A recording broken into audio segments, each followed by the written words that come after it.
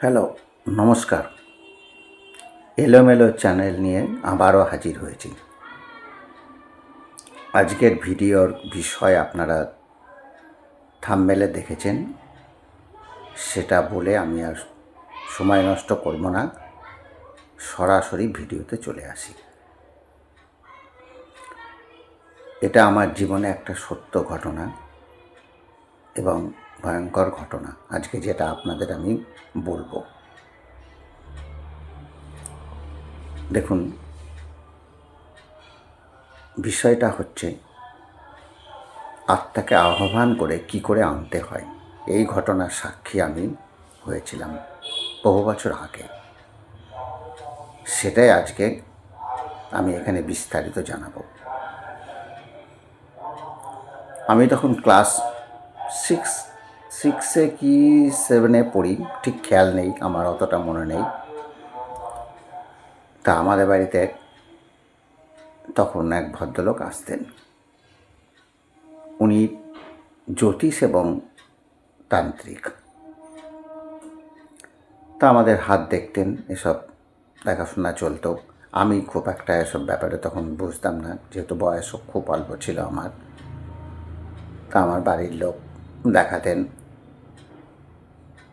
তা ওই হাত দেখে উনি যেসব বলতেন, হয়তো সেসব সবসময় ফলতো না বা আমার বাড়ির লোকের পছন্দ হতো না।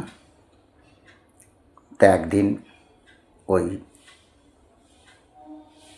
তান্ত্রিক আমার মাকে বললেন, দেখুন, আমি তো আপনাদের অনেক সমস্যার সমাধান করেছি বা অনেক কিছু করতে পারিনি, তা আপনারা একটা কাজ করবেন। মা বলল, কি? আমি আত্মা নিয়ে আসবো আপনাদের বাড়িতে এবং সেই আত্মাকে আহ্বান করে আনবার পরে সেই আত্মা আপনাদের ভবিষ্যতের কথা বলবে। তো এগুলো আমার বাড়ির লোক খুব বিশ্বাস করতো যথারীতি। তা আমার মা বললেন, হ্যাঁ ঠিক আছে, আপনি ব্যবস্থা করুন। বলল, আচ্ছা। বলল, দেখুন, সেই তান্ত্রিক বললেন মাকে, দেখুন, এই বিষয়টা আপনি একটু চিন্তা করে দেখুন, এটা খুব সিরিয়াস ব্যাপার। তা মা বাবার সাথে আলোচনা করলেন এবং মা রাজিও হয়ে গেলেন। উনি বললেন, এটা কিন্তু রাত্রিরে আনতে হবে। মা বললেন, ঠিক আছে। যথারীতি এটা ঠিক হলো। একদিন রাত্রে উনি আমাদের বাড়িতে এক সঙ্গীকে সঙ্গে করে এলেন, উনি আর একজন ওনার সঙ্গী। তা সেদিন কি বার ছিল বা কি অমাবস্যা ছিল কি না ছিল, এসব কিন্তু আমার কিছু মনে নেই, সেই জন্য আমি এখানে এটা বলতেও পারছি না। তা উনি বললেন, দেখুন, এটা কিন্তু ঘরের দরজা জানলা বন্ধ করে করতে হবে এবং যে ঘরের মধ্যে করা হবে সেই ঘর থেকে এটা শুরু হয়ে গেলে আর কিন্তু কেউ বেরোতে পারবে না, সে ভয় পেলেও বেরোতে পারবে না, তাকে চুপচাপ ঘরে থাকতে হবে। মা বললেন, ঠিক আছে। যথারীতি আমরা রাজি হয়ে গেলাম। আমিও ব্যাপারটা খুব ভালোভাবে বুঝতে পারছিলাম না, তবুও রাজি হয়ে গেলাম থাকার জন্যে। কিন্তু আমার দিদি রাজি হলেন না, ভয়ের চোটে ও বাইরে থাকলো। বললো, ঠিক আছে। তা ঘরের মধ্যে আমাদের সবাইকে আনা হলো, আমরা এলাম, এসে চুপচাপ বসলাম। তা ওই তান্ত্রিক কী করলেন, প্রথমে ধুনো জ্বালালেন, ধূপ জ্বালালেন, আর ওই কী সব করলেন, আমার কিন্তু ঠিক মনে নেই বিষয়টা। যাই হোক, করবার পরে উনি বললেন, এবার সমস্ত দরজা জানলা বন্ধ করে দাও, ঘরের লাইট নিভিয়ে দাও। আমরা ঘরের লাইট নিভিয়ে দিলাম, টোটাল ঘরটা অন্ধকার করে দিলাম। উনি বললেন, যে আত্মাকে আমি আনতে যাচ্ছি এ কিন্তু নন বেঙ্গলি, এর নাম হচ্ছে দয়াল। আমি এর আহ্বানে এখন বসব।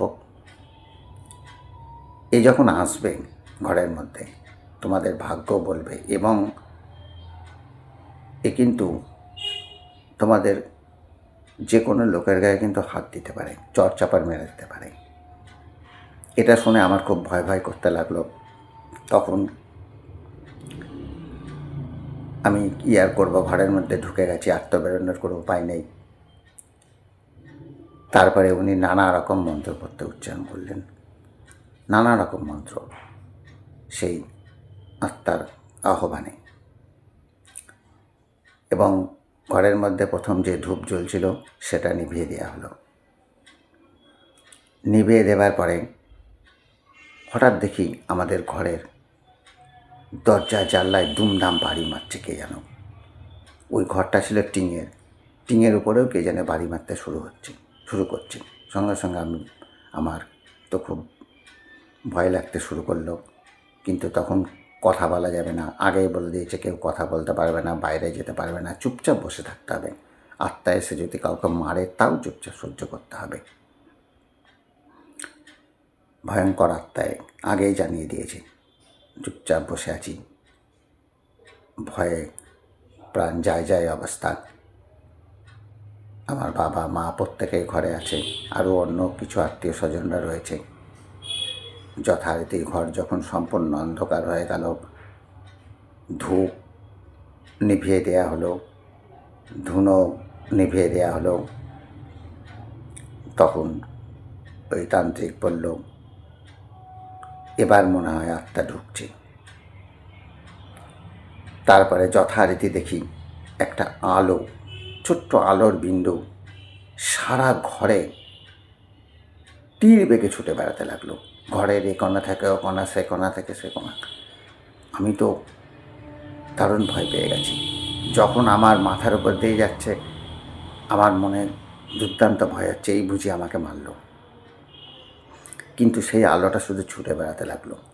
কিছুক্ষণ পর একটা প্রচণ্ড ভারী গলায় এবং ভয়ঙ্কর কর্কশ কণ্ঠ সে শুরু করলো এক একজনের নাম, এবং সেই নাম নিয়ে সে বলতে শুরু করলো তার ভাগ্য, অর্থাৎ ভবিষ্যতে তার কী হবে। এবং যে এই কথাগুলো বলছিল তাকে আমার নন বেঙ্গলি মনে হলো। অবশ্য তান্ত্রিক প্রথমে বলেছে এই বাঙালি নয়। যাই হোক, সে তার কর্কশ কণ্ঠে ভয়ঙ্করভাবে এক একজনের ভাগ্য বলতে লাগলো। আর ঘরের চারদিকে দুমদাম আওয়াজ, জানলায় দরজায়, কখনো টিনের উপরে। আর কিছু করার নেই। এখন আত্মা যখন চলেই এসছে, তখন চুপচাপ ভয়ে বসে থাকা। মাঝে মাঝে মনে হচ্ছিল কেন আমি ঘরে থাকলাম, বাইরে থাকলে ভালো হতো। এবং এই আলো তীব্র বেগে ছোটাছুটি করতে লাগলো। তান্ত্রিক শুধু একবার বলল, এই আত্মাকে আমি কিন্তু আর বেশিক্ষণ রাখতে পারবো না। তোমাদের যদি কোনো প্রশ্ন থাকে তোমরা সেটা করো। তা আমার মা যথারীতি প্রশ্ন করতে লাগলেন প্রত্যেকের বিষয়ে। আমার বাবাও কিছু জিজ্ঞাসা করলেন, বা আর একজন যে আমাদের আত্মীয় ছিল বা অন্যান্য ছিল তারাও তাদের প্রশ্নগুলো করতে লাগলেন। কিন্তু আমি একটা জিনিস লক্ষ্য করলাম, সেই আত্মা কিন্তু প্রত্যেকের উত্তর দিল না। কারোর দিল বা অনেকের দিল না। যদিও ঘটনা আমার ঠিকঠাক মনে নেই, যেহেতু আমি খুব ছোট ছিলাম। তারপর তান্ত্রিক বললেন এবার আত্মা চলে যাবে। তারপর দেখলাম সেই আলোটা হঠাৎ ঘরের এ কোণা থেকে ও কোণায় ছোটাছুটি যেটা করছিল, সেটা হঠাৎ করে আলোটাকে আর দেখতে পেলাম না, এবং দুমদাম আওয়াজ হলো, আত্মা চলে গেলেন। তারপরে কিছুক্ষণ আমাদের চুপচাপ থাকতে বললেন তান্ত্রিক। তারপর বললেন এবার তোমরা হাত পা নাড়াচাড়া করো এবং দরজা জানলা খুলো। আমরা দরজা জানলা খুললাম। এই আমার আত্মা দেখা, চোখে দেখিনি, লাইটটাই দেখেছি। এই আমার জীবনের চরম অভিজ্ঞতা। আমি প্ল্যানচেট শুনেছিলাম, কিন্তু যেটা বাস্তবে সেটা আমি দেখলাম। এই ঘটনার বেশ কয়েক বছর পরে আমি একদিন মাকে বললাম, মা ওই তান্ত্রিককে খবর দাও, যদি উনি আর একবার এই ব্যাপারটা করতে পারেন। তখন আমার মনে খুব কৌতূহল হলো, আর একবার আনলে কেমন হয়। তারপর যথারীতি তান্ত্রিককে ডাকা হলো। উনি বললেন, মা আমি আর এই কাজ করি না, কারণ কিছুদিন হলো আমার ছেলেটা মারা গেছে, সেই জন্য আমি এসব ছেড়ে দিয়েছি। তারপরে আর আমার আরেকবার আত্মা আনার ইচ্ছা থাকলেও সেটা আর আনা হলো না।